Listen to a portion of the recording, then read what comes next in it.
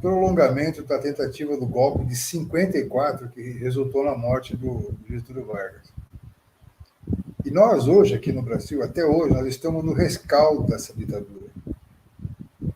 É uma ditadura que não foi resolvida em hipótese nenhuma para ninguém, especialmente para nós. Quando falo nós, eu me refiro àqueles que lutaram, ou na luta armada ou não importa, mas que lutaram contra a ditadura.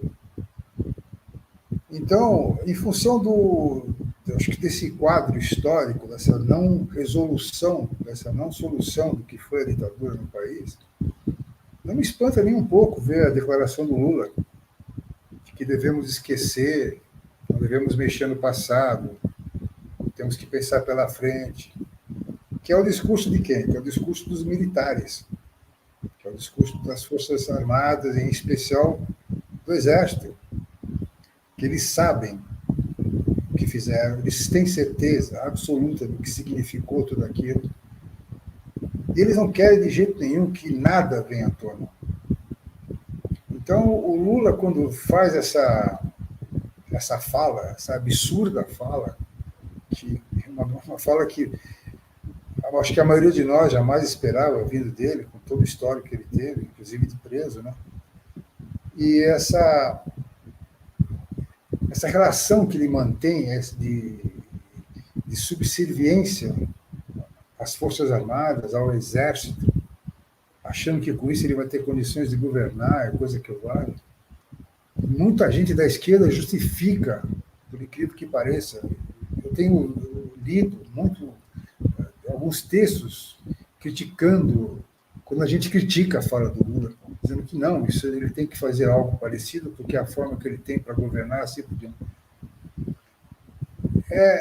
Ou seja, nós vivemos numa situação, no meu modo de ver, um rescaldo da ditadura, e que tudo isso aparece, esse caldo continua em ebulição.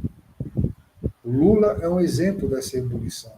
Assim como a nossa luta é outro exemplo dessa evolução. Assim como o testemunho de vocês duas, que representam o testemunho de um monte de gente que sofreram, né, é o resultado desse caldo que nunca foi resolvido.